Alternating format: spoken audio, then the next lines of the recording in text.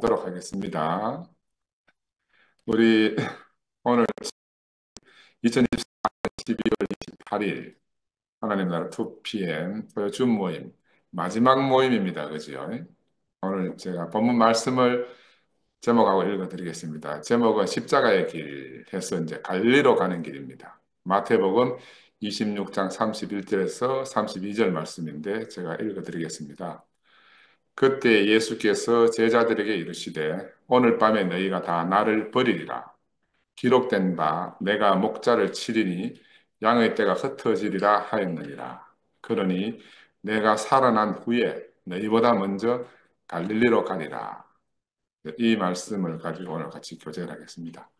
아까 처음 서두에 말씀을 드렸다시피 2024년 오늘이 토요줌 마지막 모임입니다. 제가 늘 이제 오늘이 마지막이라 생각하면서 말씀을 준비하고 있는데 또 그래도 물리적 시간 안에서 이렇게 이제 세모를 맞이하니까 다시 새롭게 느껴집니다. 그래서 한 해 동안 우리 주음 안에서 함께 해주신 형제자매 여러분, 또 그리고 현장에 직접 함께 참여하지 못하지만 늘 애청해 주시는 많은 형제자매님들께 그래도 감사의 말씀을 제가 드립니다. 지난 시간을 이렇게 돌이켜 보면 마음만 앞서고 생명이 미성숙해가지고 형제 자매 여러분들의 마음을 불편케 해드리는 것도 참 많았습니다. 예. 왜냐하면 늘 눈앞에서 내게 인생의 본이 되시는 분이 사라지고 나니까 한동안은 많이 혼란스러웠습니다. 그래서 이제 출렁이는 파도를 보면 배가 곧 뒤집어질 것 같기도 하고 또 칠흑 같은 어둠이 우리를 뭐 집어삼킬 것 같은 그런 두려움도 있었고 그래서 올 한 해 처음 시작할 때 제가 고민을 많이 했습니다. 무슨 말씀을 할까 하다가 원래 한 해 처음 시작할 때 이제 신년절 여호와의 절기 7개 중에서 신년절이 로시 하샤나 신년절 나팔절이라고 하기도 하거든요. 이 나팔을 길게 부는 이 나팔절의 말씀을 가지고 제가 처음 시작을 했습니다. 이게 여호와의 승리의 나팔 소리거든요. 한 해 처음을 갖다가 승리의 나팔 소리로 시작한 기억이 새롭습니다. 저는 이제 한 해 동안 늘 두 가지 질문 앞에 제 인생을 두고 살았습니다. 먼저는 이제 하나님은 내게 아담아 네가 어디 있느냐? 항상 이렇게 질문하시거든요. 아담아 네가 어디 있느냐? 예수는 또 내게 너는 나를 누구라 하느냐? 이 두 가지 질문이 항상 제 앞에 있어요. 아담아 네가 어디 있느냐? 너는 나를 누구라 하느냐? 그래서 늘 눈에 보이지 않지만 늘 실제하시는 그분의 심판 앞에서 한편으로는 심판받고 또 한편으로는 살림을 받는 그런 2024년 한 해를 보낸 것 같습니다. 지난주에 우리가 함께 이제 찬양하면서 감람산으로 출발하는 예수와 그 제자들의 모습을 같이 교제했지 않습니까? 그죠? 저는 형제들의 간증을 듣고 나서 이제 새로운 모습들이 한 번 더 비춰봤어요. 우리 인생이 하나님을 영광스럽게 하는 참 찬양이 무엇인가? 하나님이 받으실 수 있는 그 찬송은 어떤 것인가? 그 본문 말씀에서 그 예수와 제자들의 그 만찬 후에 새 언약을 약속하시고 그 언약을 기념하고 그렇게 이제 나오는 인격적인 찬양이 아니겠나 그런 생각이 들었어요. 우리도 제자들처럼 예수와 마지막 만찬으로 새 언약을 우리 인생을 통해서 그렇게 확정하고 우리의 남은 삶을 갖다가 예수 안에 사는 것이 이것이 참 찬양이라는 생각이 들었습니다. 아멘. 그래서 예수의 죽음 안에서 우리가 살아내는 거죠, 찬양은. 그래서 이건 다른 말로 말하면 소리 없는 찬양이다. 소리 없는 주 찬양이다. 우리 주 찬양 노래가 있듯이 또 한편으로 죽음 안에 포함된 그런 찬양을 할 수가 있습니다. 이 찬양은 아름다운 화음이 없더라도 또 신금을 울리는 그런 곡조가 아니더라도 이 죽음으로 약속된 그 새 언약이 이루어지는 그 하나님의 아들 안에서 부르는 그런 감사의 노래라고 생각이 듭니다. 그래서 우리 인생을 통틀어서 감사하는 그 감사의 노래가 참 노래구나 하는 그런 생각이 깊이 들었어요. 세상에는 이런 말들이 있습니다. 한 해 지내가면서 메멘토 모리, 죽음을 생각하라 이런 말이 있죠. 이거는 좌뇌형 인간에게 하는 해당하는 말입니다. 좌뇌형 인간. 근데 그 말을 상대적으로 깔페 디엠 해가지고 현재를 즐겨라. 그럼 어제도 없고 내일도 없고 지금 당장을 즐겨라 하는 이런 말든 이거는 우뇌형 인간에게 해당됩니다. 사실은 같은 말인데 전혀 상반되는 말 같지만은 예수 안에서 보면 이 두 가지가 다 같은 겁니다. 왜냐하면 늘 죽음을 앞에 두고 사는 사람은 현재의 삶을 진지하고 엄숙하게 살 수밖에 없습니다. 근데 현재를 즐기라 하는 말도 흥청망청 지내라 이런 말이 아니거든요. 언제일지 모르는 그날이 오늘이라 생각하면은 오늘 내가 할 수 있는 가장 가치 있는 일, 가장 즐거운 일이 무엇이겠는가?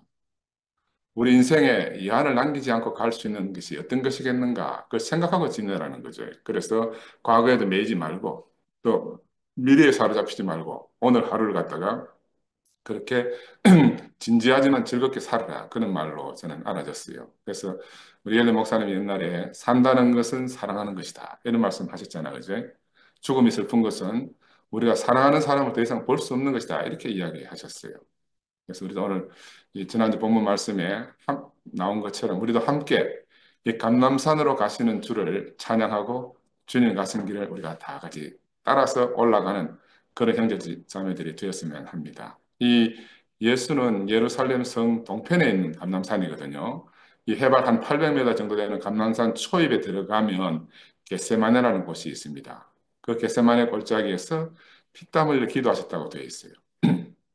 그래서 이 감람산은 예수가 부활 성천하신 곳이고, 그래서 부활 성천하신 곳으로 예수님이 재림하시면 이 자리에 올 것이라 해서 그 당시 유대인 그리스도인들이 이 자리를 아주 귀하게 여겼던 그런 장소입니다. 그래서 근데 우리가 이제 새롭게 알아지는 사실은 감람산으로 올라가는 것은 죽음을 향해 가는 길입니다. 근데 찬양하면서 간다는 거예요. 새 언약을 제자들과 함께 약속하고 나서 그 찬양하시면서 그렇게 올라가는 길이 감람산으로 가는 길이다. 억지로 질질 끌려가는 게 아니란 말입니다. 기쁨으로 함께 찬양하면서 가는 것이다. 그런데 오늘 본문 말씀에는 이제 부활 후에 먼저 갈릴리로 가실 거라 이런 말씀을 하시거든요. 그 제자들에게 갈릴리는 어떤 곳인가 제가 한번 생각을 해봤습니다. 이 제자들에게 갈릴리라는 곳은 저에게는 이제 비산동이라는 우리 대구에 비산동이라는 곳이 있거든요. 이 비산동이라는 지명과 거의 같은 의미입니다. 너무나 비산동 하면 싸구려 느낌이 들거든. 그래서 말도 비싼 동 이렇게 하기도 합니다. 너무 싸구려 티가 나기 때문에. 6.25 전쟁 후에 피난민들이 몰려와가지고 정착한 난민촌이죠, 비산동은. 그래서 난 달동네나 반자촌 어떻게 생겼느냐 누가 이렇게 말하면 즉시 내 머릿속에 떠오르는 것은 어릴 때 그 비산동 언덕 반자촌들이 생각이 납니다. 그래서 누군가가 주소가 어디냐고 물으면 선뜻 비산동 이렇게 당당히 말하기가 주저되는 곳이다. 왜냐하면 그 비싼 돈이라는 말하는 것 자체 안에 가난한 부끄러움, 뭐 감출 수 없는 어떤 그 나의 어땀이 드러나는 거거든요.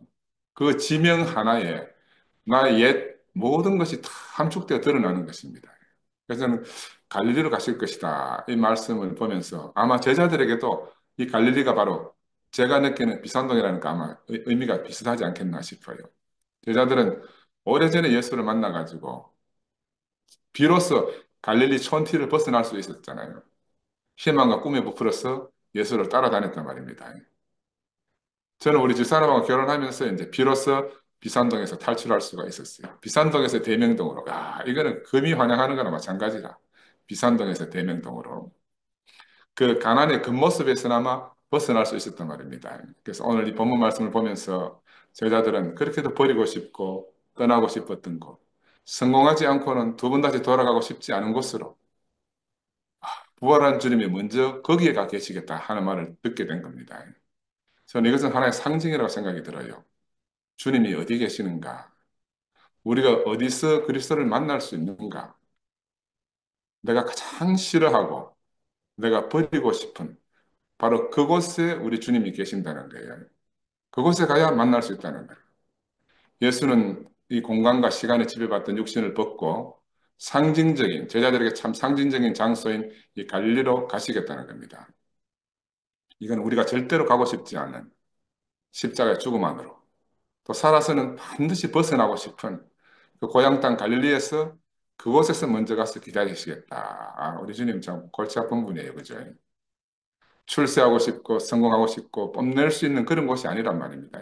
내가 가장 버리고 싶고 벗어나고픈 곳에서 그곳에서 다시 만나자. 이렇게 약속하시는 거예요.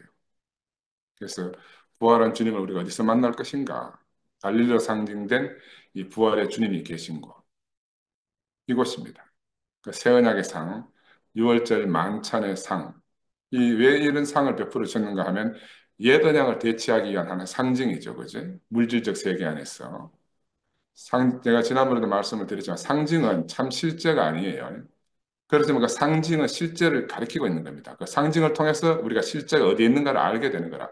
우리 모두가 함께 공통적으로 느끼게 되는 거죠. 그래서 그걸 상징이라고 말합니다. 우리가 횡단보도 같은 데 가면 빨간불이 딱 들어오잖아요. 빨간불 들어오면 누구나 할 것 없이 아, 여기는 서야 되는 거구나. 이렇게 아는 거라. 빨간불이라는 상징은 모든 사람이 서라는 거라. 서지 않으면 뭐 사고가 나서 죽든지 이렇게 하잖아요. 그지? 그런 것처럼 이 상징이라는 것은 모든 사람이 함께 어떤 방향을 지향하도록 어떤 것을 가리키는 거죠. 그래서 이 6월절 만찬상은 떡과 잔을 먹는 그런 것을 통해서 예수 자신의 생명을 먹고 마시는 걸 상징하고 있다. 우리가 너무 잘 알고 있지 않습니까? 그죠? 그래서 먹고 마신다는 것은 그 먹고 마신 그것이 내 속에 들어와서 궁극적으로 나와 하나가 되는 거죠. 이 하나가 된다 하는 말은 이 상징 속에서 보면은 그와 내가 동일시가 된다. 예수와 내가 동일시 된다는 이런 걸 말하는 겁니다. 이 동일시라는 개념은 사람의 뇌 안에 있는 거울 신경세포라고 했어요. 거울 신경세포. 어린아이가 처음에 태어나서 엄마 아빠를 보면 따라하거든. 엄마가 빵긋 웃으면 지도 빵긋 웃고 이게 다 거울 세포를 통해서 우리가 일어나는 반응이라. 그지? 마찬가지로 스포츠 선수가 뭐 비가 오거나 이래서 환경이 안 좋아서 실제로 바깥에 나가 훈련을 못 할 때도 비디오를 틀어놓고 눈으로 영상을 보거든요. 그럼 우리 머릿속에서 그 거울 신경세포가 반응을 해가지고 실제로 훈련하는 것 같은 그런 훈련을 하게 되는 거야. 세포를 통해서.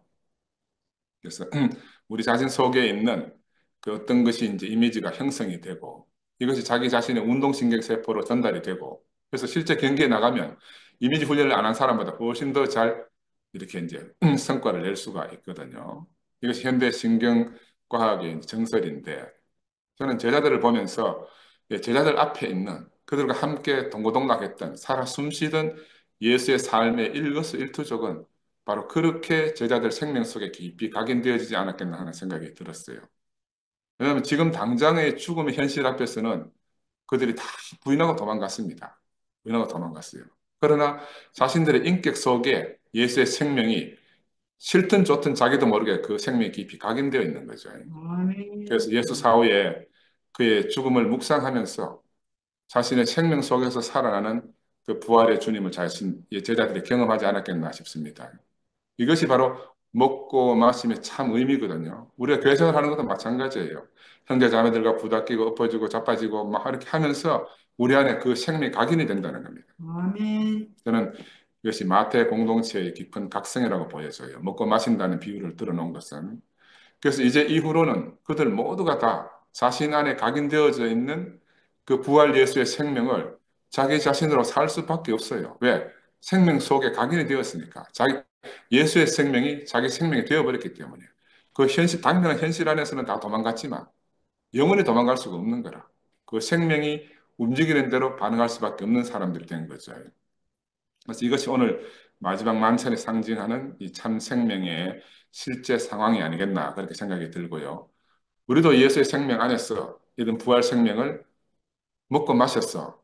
똑같이 우리도 제자들처럼 반복해서 살게 되는 것이 너무너무 당연한 거라.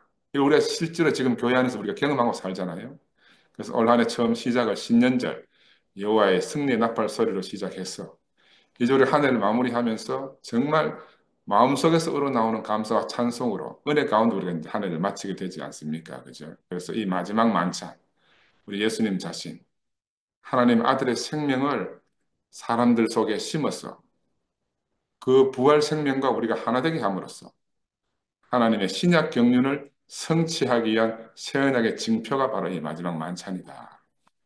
우리는 매일마다 만찬을 하잖아요. 그죠? 그래서 그러나 오늘 성경 본문 안의 제자들, 본문 안의 제자들은 아직도 옛 언약 안에서 꿈을 깨지 못하고 이스라엘 나라의 회복을 기대하고 있는 그런 상태입니다. 그죠? 그러니까 하나님 나라의 신약 경륜을 위해서 가시는 예수에게 그들은 실족할 수밖에 없는 거라. 자신들의 소원과 예수의 길이 다르기 때문에. 그런데 이 만찬의 의미를 그동안 표면적으로 받은 개돌릭과 개신교도 이런 성만찬의 의식을 통해서 예수를 기념하고 예수와 하나 되는 그런 귀한 행사를 매주마다 실행하고 있잖아요. 근데 이게 이제 수박 그달기라는 거죠. 도무지 그 만찬이 의미하는 그 상징과 의미를 제대로 파악하지 못하고 그냥 그렇게 하고 있는 거예요. 하고 있어. 이게 참 답답한 일이고. 그런데 우리 주 예수님은 이 모든 옛것을 새 것으로 대체하기 위해서 오신 분이다. 그 생명의 대치가 아니면 그 모든 그 치레가 다 의미가 없다는 거죠. 예수 안에는 도무지 옛것이 없다. 옛것이라는 것은 모두가 다 옛사람인 아담과 관계되는 거잖아. 그죠? 그 이 옛것은 아담의 실패 안에서 이미 소망이 없는 것들을 다 판명난 것들입니다. 옛것이라는 것은. 그렇게 다 드러나 버렸어요. 아담 안에서는 더 이상 소망이 없다. 그런데도 불구하고 하나님은 이 선악과를 먹은 아담에게도 포기하지 않고 은혜를 베푸셨다고 성경은 말하고 있어요. 우리가 하나님을 진노의 하나님이라 이렇게 생각하는데 하나님은 진노의 하나님이 아니고 은혜 베푸시기를 즐겨 하시는 분이다. 이걸 우리가 꼭 기억해야 됩니다. 왜냐하면 이런 아담에게도 그 말씀을 어긴 아담과 하와에게도 하나님은 바로 자신을 배신한 그 장소, 하나님을 버린 그 그에게 현장에서 한 짐승을 잡아서 껍질을 벗겨가지고 아담과 하와에게 가죽옷을 입혀주신 분이에요. 그지? 저도 이제 나는 우리 대국에 오기 전에는 늘 그 진노의 하나님 알고 있었어요. 근데 우리 대구에 와가지고 옐러 목사님 말씀을 듣고 아 하나님에 대해서 내가 너무 오해했구나. 하나님은 전적으로 우리에게 은혜 베푸시기를 즐겨 하시는 분이고 우리를 사랑으로 듣기를 간절히 원하시는 분이구나. 그 인식이 완전히 바뀐 거라. 그래서 이 가죽옷은 바로 하나님의 사랑의 상징, 은혜의 상징이다 이렇게 할 수가 있습니다. 이것이 바로 성경 안에 면면이 흐르고 있는 하나님 사랑의 어떤 다른 표현이다 이렇게 말할 수가 있고요. 이 생명이 예수를 통해서 우리에게 도달한 겁니다. 예수를 통해서. 이 중세 교부들이 통치의 방편으로 하나님의 어떤 하나님의 어떤 모습을 왜곡시켰잖아요. 자기들이 그 어리석은 백성들을 통치하기 쉬운 방법으로. 그래서 이것이 기독교 안에 그대로 전해졌고, 이게 전통이 되고 역사가 돼서 우리에게까지 주입이 된 거라. 그래서 우리가 가진 하나님 상이 왜곡되어졌단 말입니다. 왜곡되어졌어. 진노하시고 벌 주시고 무슨 잘하면 상을 주고 못하면 벌을 주는 이런 분들은 곡해 당할 수밖에 없는 하나님이 되신 거죠. 그래서 하나님은 아들이 오지 않으면 자신의 사랑을 알릴 길이 없는 거라. 아들이 와서 참 자신을 100% 드러낼 수 있는 아들이 오는 것이 하나님의 유일한 마지막 희망이었죠. 이 가죽옷으로 상징된 이 동물은 우리 모든 인간의 허물을 가려줄 수 있는 화목 제물로 오실 예수 그리스도를 예표하는 상징이다. 이건 우리가 이미 알고 있는 말씀이잖아요. 다른 말로 말하면 하나님 사랑의 다른 표현이다. 그지? 이렇게 하나님 사랑을 입고 은혜를 입었음에도 불구하고 이걸 칭이라고 하잖아요. 우리는 의롭지 못하지만 하나님 의롭다 하셨다. 근데 이거는 어디까지나 은혜는 받았으나 우리 속 사람이 아직 새롭게 되지 못한 그런 상태니까 속은 그대로지. 그 겉에만 은혜를 덮어 씌웠으니까. 그래서 이 사탄의 양식을 먹고 변질된 우리 아담은 어떤 은혜를 입어도 결국은 내놓는 거는 자신과 똑같은 걸 내놓을 수밖에 없습니다. 내 안에 있는 걸 내놓을 수밖에 없잖아, 그렇죠? 이건 뭐 늘 말씀드리지만 같은 풀을 먹고도 소는 소고기를 내고 양은 양고기를 내듯이 먹는 것이 같아도 그 속 생명의 성분에 따라서 나오는 것은 다르다. 그래서 이게 얼마나 불행인지 모르겠어요. 그 세상에는 은혜를 원수로 갚는다 하는 말이 왜 있는가 하면은 바로 그 속성이 그래서 그런 겁니다. 아무리 은혜를 입어도 이 아담의 속성은 그 은혜를 원수로 갚을 수밖에 없는 그런 생명의 속성이 있다 하는 거죠. 그럼 우리 주님은 어떻습니까? 원수에게도 넉넉히 은혜를 베푸시는 분이잖아요. 자기를 죽이는 사람들에게도 아버지 저들이 몰라서 그렇습니다. 하고 그들에게 은혜 베푸시기를 간절히 기도하시는 분이에요. 바로 이런 예수의 생명이 새 언약 안에서 우리의 생명이 되신 겁니다. 우리의 생명이 되신 거예요. 그래서 소는 어떤 풀을 먹어도 그가 소이기만 하면 소고기를 만들어내잖아, 그치? 그 우리가 참으로 예수의 생명을 먹고 마시게 되면 우리도 마찬가지로 억울하거나 분하거나 원수될 것이 없는 사람이 됩니다. 왜? 우리의 생명이 그런 사람이기 때문에. 그러나 아담은 은혜를 받으나 율법을 받으나 그것을 자신의 선악과의 체질 안에서 받기 때문에 생명이 바뀌지 않았기 때문에 하나님의 경륜을 이룰 수가 없게 된 거죠. 이것이 불행입니다. 그죠? 그래서 하나님께서는 이 예수를 통해서 옛것에 관계된 이 예대장을 다 폐하고 새 언약을 세우시려고 그 아들을 우리에게 보내주셨고 지금 이 아들은 아버지가 정하신 길을 따라서 가고 있는 겁니다. 아버지가 정하신 길을 따라서 가고 있는 거예요. 그러나 제자들 안에 포함된 우리 모든 인류는 이 여전히 옛사람으로 옛것을 붙들고 오늘도 우리의 최선을 다하고 있습니다. 이 그러니까 최선을 다하는 이게 틀리거나 나쁜 게 아니에요. 우리가 최선을 다하고 하는 것들이 일부러 그러는 게 아니잖아요. 그런데 우리의 최선이 하나님 나라에는 전혀 쓸모가 없다는 거라. 그러니 예수는 이들에게도 긍휼을 베푸실 수밖에 없는 거죠. 긍휼을 베푸실 수밖에 없는 겁니다. 그들이 몰라서 그러니까. 그래서 안타깝게도 하나님의 신약 경륜과는 상관이 없는 일을 우리가 너무 많이 하고 있었다. 하나님이 주시고자 하는 새 생명하는 전혀 무관한 일에 우리의 전부를 다 올인하고 있었다. 이게 이제 아담의 비극이라 할 수가 있어요. 그래서 우리의 최선이 결국에 무의로 끝나게 되는 것. 예수께로 돌아서지 않는 모든 것은 그래서 허무하게 되는 겁니다. 내 최선의 것이 하나님께 전혀 쓸모가 없고 하나님께 도달하지 못한다. 이것보다 더 허무한 것이 없거든요. 우리는 그래서 무너지게 되는 겁니다. 세상에서 무너지고 교회로 왔지만 교회 안에 와서 똑같은 일이 우리 안에 속 생명이 처리되지 않았기 때문에 똑같은 일을 우리가 반복하게 되는 거예요. 이게 불행이 아니고 결국은 한 발 한 발 더 하나님을 깊이 알아가고 예수를 깊이 깨달아가는 그런 과정이지 않나 하는 생각이 듭니다. 제일 먼저 세 종류의 사람들이 있는데 대제사장이 있잖아요. 이 대제사장 안에 포함된 모든 사람은 어떤 사람의 형태인가 하면은 구약의 예법과 전통과 율법을 붙들고 있는 사람들이라 할 수가 있어요. 지금도 많은 사람들이 2000년이나 되는 역사 안에서 기독교의 예법과 전통을 붙들고 살고 있지 않습니까? 몸은 21세기에 살고 있어요. 근데 생각은 중세 교부들이 정한 그런 교리에 딱 갇혀가지고 꼼짝달싹을 못하는 거예요. 그 중세 교부들이 활개치던 시대는 어떤 시대가 면 거의 백성들은 문명이라 문명. 문명이 대다수이던 시대에 교부들의 전하는 말이 절대 진리였고 하나님 말씀으로 알고 살던 그 무지한 사람들의 생각이 지금 이 대명천지에도 그대로 통용되고 있는 겁니다. 이게 얼마나 안타까운 일이겠어. 그지? 그래서 그런 말이 있습니다.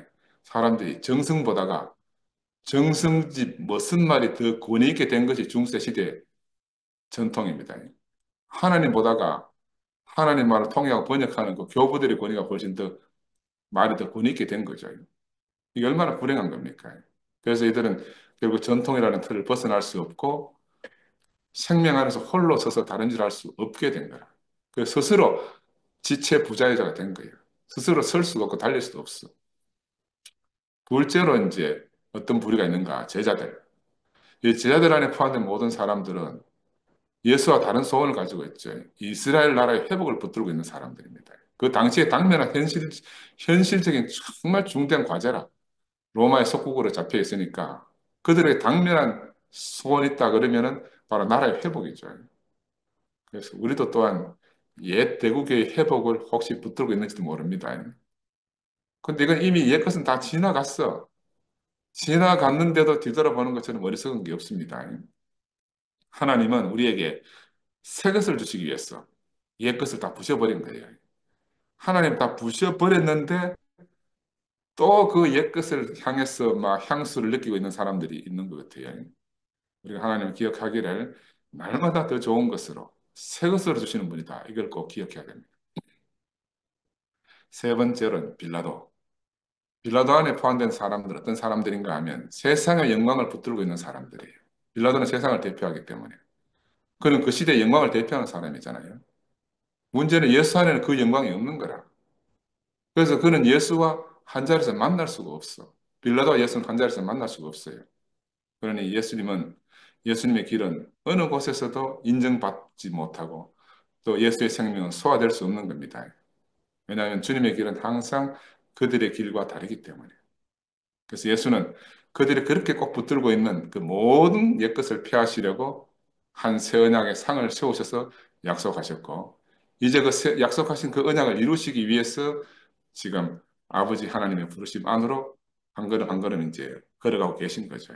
근데 문제는 이 길이 영원히 우리가 가야 할 길입니다. 또 우리가 아멘. 지금 가고 있는 길이에요. 어? 그래서 이 길은 자세히 보면 환영받고 칭송받는 그런 길이 아닙니다. 주위로부터 무시받고 조롱받고 멸시받고 버려지는 그런 길입니다. 그래서 우리 사랑하는 형제자매 여러분, 혹시 여러분 중에 자신이 지금 교회로 인해서 이런 과정 중에 있다고 여긴다면 이거 슬퍼하거나 속상해하지 말아야 돼요. 왜냐하면 이 길이 바로 우리 주님이 가신 바로 그 길이라. 아멘. 이 길이 바로 주님이 그런 길을 가신 거예요. 이 길은 세상 사람들이 가는 그런 길 안에서는 알 수가 없고 감추어진 그런 길입니다. 감추어진 길이에요. 그래서 교회 안에서 형제 자매들을 통해서 우리는 날마다 이 새 언약의 길을 확인하게 되잖아요. 내가 미처 발견하지 못한 길을 먼저 가고 있는 형제 자매들을 통해서 우리가 예수의 길을 발견하게 되는 겁니다. 그래서 우리가 매일 밤마다 이렇게 주모임을 하는 것도 바로 그래서 하는 거죠. 제자들은 이 새 언약의 상을 세우실 때 그 예수 함께 거기 있었잖아요. 거기서 떡도 먹고 잔도 받았어요. 또 그들은 그 이전에 예수와 3년 반을 함께 먹고 마시고 했단 말입니다. 동고동락했어. 이것은 오늘 본문에서는 6월절 만찬이라는 상징으로 이렇게 표현하고 있는 겁니다.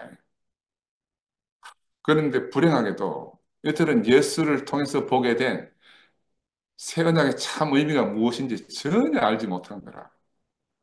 마태는 그 전혀 알지 못한 그들 자신을 마태복음서에다 기록해 놓고 어떻게 이게 이제 고해성사지 고해성사. 그 우리에게 고해성사를 하는 겁니다. 그 새 언약의 씨가 3년 반 동안 그들의 육신의 생명 안에 뿌려졌지만 발화되지도 못하고 열매 맺지도 못한 것을 보시고 예수는 너희가 다 나에게 실족할 것이다 이렇게 말한 거예요. 너희가 다 나에게 실족할 것이다. 이게 이제 마태의 자전적인 고백이라 할 수도 있고 제자들의 뒤늦은 깨달음이다 할 수도 있습니다. 왜냐하면 그들은 그들의 육신의 소원 때문에 그들의 영의 눈이 가려진 것이죠. 이거 우리도 마찬가지입니다. 만약에 내가 예수 외에 다른 소원이 있다면 우리도 마찬가지로 그런 눈뜬 장님이 되는 겁니다. 이런 모습도 우리가 주변에서 지금 늘 보고 있습니다. 우리가 그렇게 오래 말씀을 들어도 이해할 수 없는 지경에 빠진 사람들을 종종 보게 되잖아요. 이 실족할 것이라는 이 예수의 말씀은 사랑하는 제자이기 때문에 가장 가벼운 질책의 말씀이다. 이렇게 드릴 수가 있어요. 대제사장과 그에게 포함된 사람들, 유대 종교가 깊이 뿌리 박힌 사람들은 실족 한문으로 끝나는 게 아니고 분노하고 증오했다 이래요. 분노하고 증오했다. 빌라도에게 포함된 사람들은 유대인의 왕이라는 터무니없는 칭호를 예수에게 붙여서 비웃고 야유하고 조롱했습니다. 그렇죠? 근데 이게 단지 역사의 한 페이지냐? 그렇지 않다는 거야. 지금도 여전히 우리 안에서 반복되고 있는 그런 일입니다. 그런데 이 세 부류의 사람들이 바로 다 옛사람에 속한 사람들이다. 제자들은 예수를 인간적으로 얼마나 사랑했습니까? 그런데 그렇게 사랑했음에도 불구하고 그들은 다 예수에게 실족하고 배반할 수밖에 없었는 거예요. 이것이 2000년 전 예수의 제자들의 상태라고 할 수 있고 어쩌면 오늘 우리의 상태라고도 할 수가 있습니다. 사람은 하나님을 만나면 다 죽는다고 성경에서 말하잖아요. 하나님을 만나고 사는 사람이 없다 그랬어요. 마찬가지로 예수를 만났던 사람들도 역시 모두 다 죽은 자로 드러난 거야. 이런 이면에서는 아멘. 예수를 만나는 하나님 만나는 같은 거죠. 예, 다 죽은 자로 드러났으니까. 왜 이 사람을 만났는데 만난 사람들마다 다 죽은 사람으로 드러났을까? 어떤 사람은 실족하고 분노하고 비웃고 이 모든 것이 참 산자 앞에서 드러나는 죽은 옛 인간들의 모습이다. 그래서 혹시라도 내가 누군가를 보고 실족이 되거나 혹시 누군가를 보고 분이 나거나 비웃음이 나온다 하면 이거는 다 우리의 옛사람 안에서 나오는 현상이구나. 우리가 이렇게 기억을 해야 됩니다. 우리가 참 예수의 생명 안에 있으면 예수의 마지막 절기에 하나님이 침묵으로 응답하셨다는 걸 기억해야 됩니다. 침묵으로 응답하셨다. 우리도 같이 침묵해야 되는 거예요. 우리 아멘. 주변에서 어떤 상황에 마주치게 되면은. 왜냐하면 그와 내가 다르지 않기 때문에. 우리가 그를 비웃을 수도 없고, 그를 조롱할 수도 없고, 분노할 수도 없는 거죠. 왜냐하면 그와 내가 하나 다르지 않기 때문에. 그래서 우리는 함께 침묵으로 견뎌야 되는 겁니다. 어떻게? 하루속히 그 자리에서 벗어났어. 함께 주님께 감사하고 찬양할 수 있도록 우리가 그렇게 간절히 기도해야 되지 않겠어요? 그지? 아멘. 제자들은 이 옛사람으로서 새 사람을 따르고 있습니다. 그러니까 죽은 사람으로서 산 사람을 따르고 있는 거죠. 그래 얼마나 힘이 들겠습니까? 그들은 그 죽을 힘을 다해서 지금 주님을 따르고 있는 거라. 힘이 점점 들어가지고 막 한 발자국 내리기가 힘들지만 죽기를 각오하고 지금 따라가고 있는 거예요. 베드로와 다른 제자들은 죽을지언정 주를 부인하지 않겠다. 이렇게 명색까지 한 사람들 아닙니까? 근데 이들은 자신들을 모르고 있는 거예요. 자신들이 하나님께 대해 죽은 자라는 걸 모르는 겁니다. 이게 참 아이러니입니다. 아이러니. 죽은 자는 자신을 모른다. 소크라테스가 너 자신을 알라 하는 유명한 말을 했잖아요. 이 소크라테스가 했는지 아닌지는 모르겠지만. 근데 자기 자신을 알지 못한다고 여기는 사람이 과연 몇이나 있겠습니까? 저도 마찬가지고. 우리는 다 자기가 자기를 안다 생각하는 거라. 우리가 어떻게 자기를 알 수 있는가? 예수 앞에 가지 않으면 우리 자신이 드러나지 않아요. 우리가 교회 앞에 서지 않으면 내가 누구인지 도무지 알 수가 없는 겁니다. 아멘. 우리 예수 앞에, 교회 앞에 항상 우리 자신을 드러내놓고 살아야 되는 거죠. 우리가 죽은 자로서는 옛것을 가지고는 주님을 전혀 따를 수가 없다.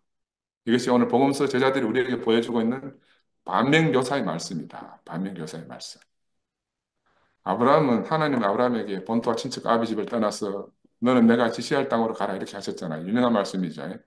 근데 이게 바로 오늘 우리에게 시사하는 바가 너무 큰 겁니다. 왜냐하면 떠나야 할 이 모든 것이 다 옛 것이기 때문에. 본토는 내가 발붙이고 사는 나의 삶의 터전이고, 친척은 내가 속한 육신의 공동체고, 아비 집은 내 육신의 혈통의 육신의 근원이죠. 하나님은 육신에 속한 모든 것을 떠나라고 아브라함에게 이미 말씀하신 거라. 처음부터 우리를 이렇게 육신과 관계된 모든 것에서 떠나라고 부르신 겁니다. 그게 이제 오늘 예수에게 와서 다시 반복되는 거죠. 옛것은 새것에게 걸림이 될 뿐이잖아요. 새것이 왔으니까 옛것은 버리는 게 당연하지. 죽은 자는 산 자에게 짐이 될 뿐이라. 그럼 우리가 죽은 자를 어떻게 합니까? 우리 죽은 자는 다 묻는 거라. 죽은 자를 산 자가 데리고 살 수가 없거든요. 근데 우리는 옛것이 아까워가지고 버릴 수가 없습니다. 제자들은 죽을 작정까지 하고 있었기 때문에 내가 죽을 작정까지 했는데 왜 주님을 따르는 게 이렇게 힘이 드노? 이런 생각 안 했겠어요? 우리하고 함께 살던 많은 사람들도 그렇게 죽을 작정하고 따르는 사람들이었습니다. 근데 실상은 하나님께 대해서 죽은 사람들로 다 드러나는 거라. 죽을 작정하고 따르는데 실상은 다 죽은 자로 드러나는 거예요. 근데 더 깊이 들여다보면은 그들이 힘든 것보다가 죽은 자들을 이끌고 가시는 주님의 길이 더 힘들다는 거예요. 옛날에 이엘리 목사님이 그런 말씀하셨어요. 조선시대의 가장 무서운 형벌 중에 하나가 산자를 죽은 자와 함께 묶어두는 거다. 그러면 뭐 언젠가는 죽게 되거든.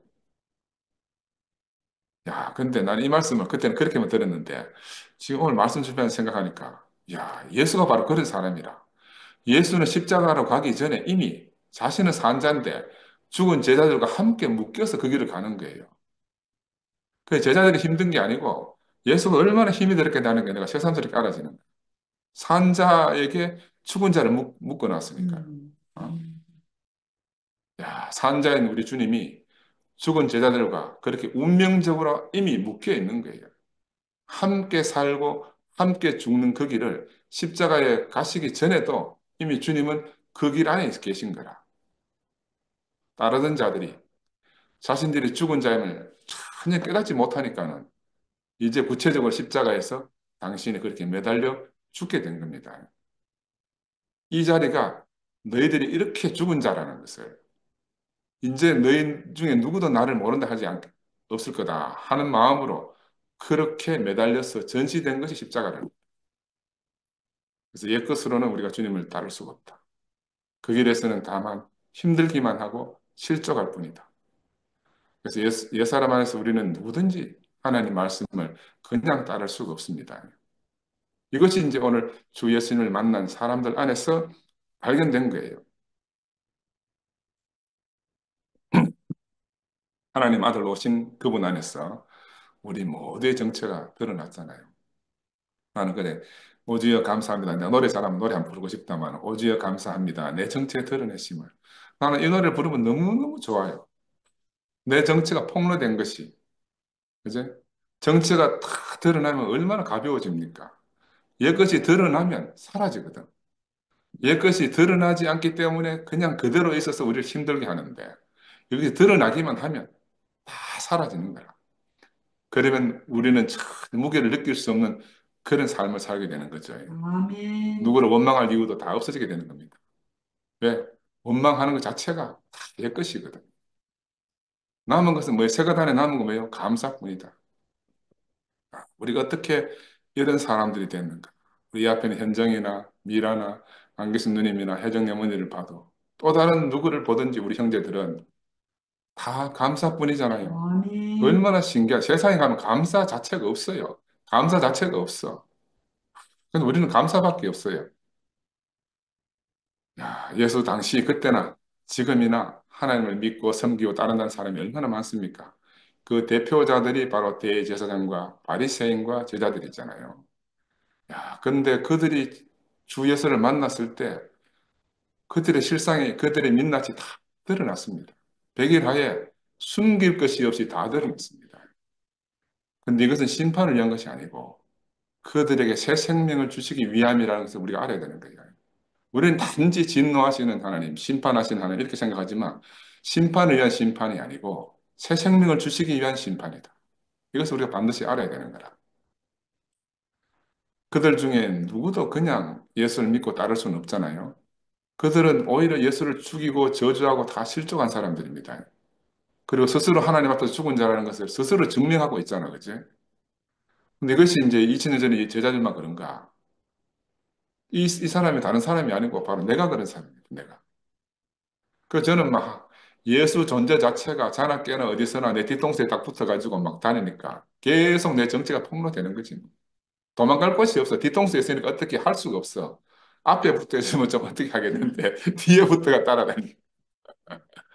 야, 한편으로는 심판이고 한편으로는 새 생명을 받을 수 있으니까 얼마나 감사한 일이에요. 그래서 네가 이것을 먹는 날에는 정녕 죽으리라. 하여튼 그 말씀 그대로 우리가 살아온 거잖아요. 선악과를 먹은 인류는 하나님께 대해서 다 죽은 자다.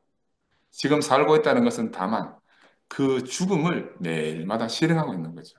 그러니까 늘 그 죽음이 실행될 때마다 악취가 진동하는 그런 삶을 우리가 다 사는 겁니다. 그래서 성경은 살았다는 이름은 가지고 있으나 실상은 죽은 자다. 이렇게 말하고 있는 거예요. 이 제자들 보면요. 주님을 가장 가깝게, 가장 깊이 있게, 또 가장 친근하게 그렇게 열심히 따르는 사람들의 대표자들이라. 근데 이들이 실족했다면 우리 이후에 오는 모든 사람들은 자동적으로 다 실족한 겁니다. 만약에 실족하지 않았다는 사람이 있으면 그러면 비웃는 겁니다. 비웃지 않으면 분노하는 거예요. 분노하지 않으면 저주하는 겁니다. 이게 우리들의 모습이다. 이것이 하나님 아들 앞에서 우리 인간의 절망적 상태고 우리의 답답한 현주소를 할 수가 있습니다.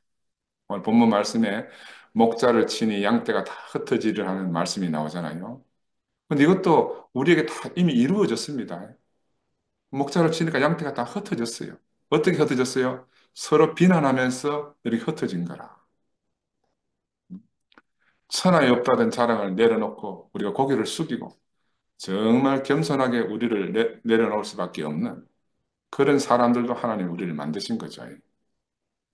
아직도 우리가 자랑할 것이 있거나 내세울 것이 있다면 그건 정말 하나님 하시는 일과 상관이 없는 겁니다. 하나님은 이런 과정을 통해서 정말 우리를 입이 열 개라도 아무 할 말이 없게 하셨어요. 그래서 나는 아직 할 말이 있다. 할 말이 많다 하면 그 다시 한번 생각해 봐야 됩니다. 다시 한번 생각해야 됩니다. 하나님 우리를 할 말 없게 하셨는데 아직도 할 말이 있으면 그 하나님이 뭐 잘못했든지 본인이 잘못했든지 둘 중에 하나 아니겠어요. 그래서 내가 살아난 후에 너희보다 먼저 갈릴리로 가라, 가리라 하신 이 말씀이 바로 우리에게 복음입니다.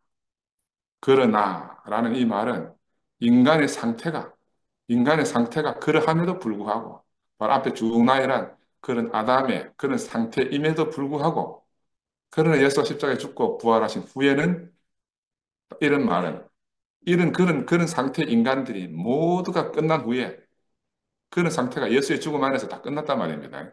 끝난 후에 부활 안에서 갈릴리로 가신다. 그 말이에요. 예수가 죽은 게 아니고요. 우리 온 인류가 다 죽었단 말이죠. 옛사람으로서 하나님을 따를 수 없잖아요. 따를 수 없는 그 옛사람을 십자가에서 함께 주님 자신이 먼저 대표로 끝내셨고, 이 죽은 자들 가운데서 하나님이 먼저 살리신 이 새 사람으로서의 그리스도 예수가 너희들보다 먼저 갈릴리로 갈 것이라는 말씀이 오늘 우리에게 주신 말씀이에요. 갈릴리는 예루살렘에서 먼 변방이잖아요. 종교지대에서 먼 곳을 의미합니다. 세상 영광에서 먼 곳이에요. 왜냐하면 세상과 종교는 다 예루살렘에 있었거든요.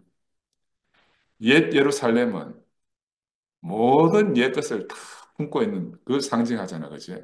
대제사장도 옛 예루살렘에 있고, 빌라도도 거기에 있고, 그건 그들의 영역이고, 그들의 무대입니다. 이 말씀 다 생각난다. 제가 옛날 예언 집회 때 나도 예루살렘 사람이 아닙니다 하고 한번 간증한 것이 있어요. 생긴 게 있고, 예루살렘 사람처럼 생겨가지고.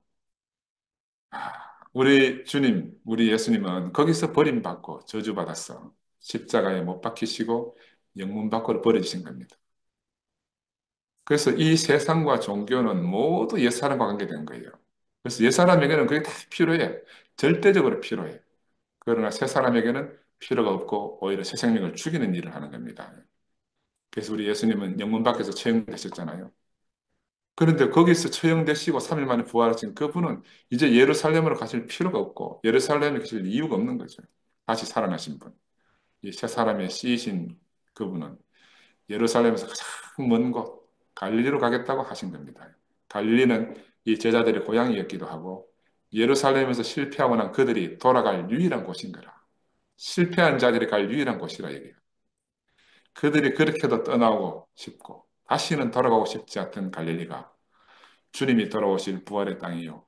모든 아담이 버린 에덴이고 또 하나님과 사람이 함께 사는 곳이라는 걸 상징하고 있습니다. 그 성경에 너 이방의 땅 갈릴리여 하고 불렀잖아요. 모든 사람이 나사렛에서 무슨 선한 것이 나겠느냐 하는 바로 그렇게 버려진 땅이란 말입니다. 이 땅은 유대 땅인지 이방 땅인지 구분이 안 되기 때문에 너 이방의 갈릴리여 이렇게 하거든요. 근데 부활하신 주님은 바로 그곳으로 오신다는 거라. 우리의 생각과 상식의 모든 걸 초월해서 전혀 엉뚱한 곳으로 오시겠다는 거죠. 아멘. 이 제자들은 예수와 함께 예루살렘에 입성했어. 왕권을 누릴 것이라는 소망을 품고 따라다녔잖아요. 야, 근데 이제 머지않아 그분은 그곳에서 저주받았어. 십자가에 처형될 것이고. 이제 자신들은 시리에 빠진 채 갈리로 갈 것 아닙니까? 야, 이 도명에서 누가 떠오릅니까? 여기 우리 자신들이다.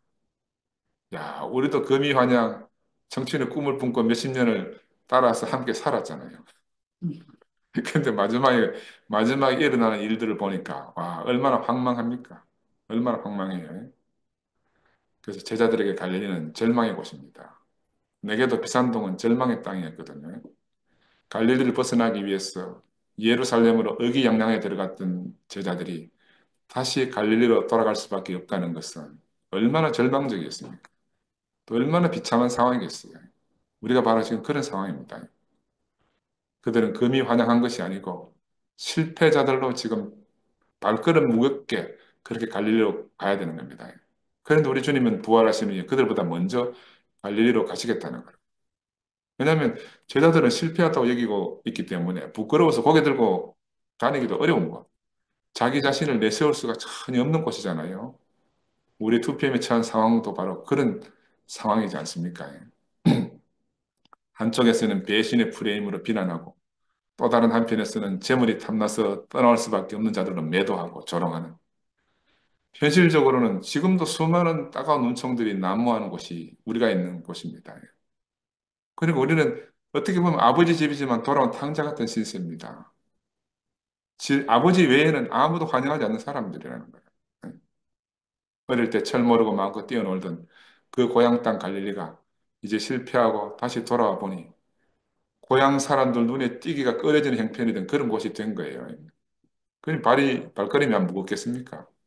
그곳에 돌아가기가 예수님보다 갑절의 시간이 필요 안 하겠어요. 한 사람은 발이 무거워서 질질 끌고 가고, 한 사람은 가볍게 날아서 가니까, 그 비할 그리 먼저 가 계시겠다는 거지.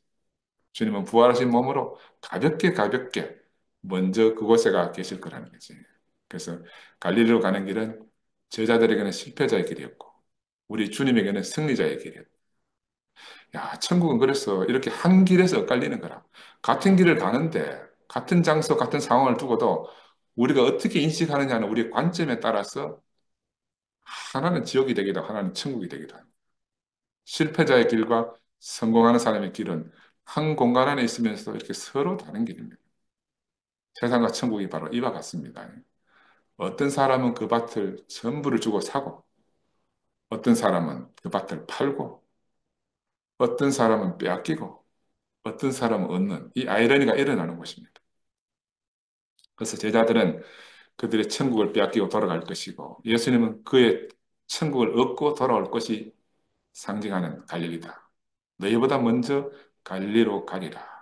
그래서 어떠한 복음인지 모르겠어요.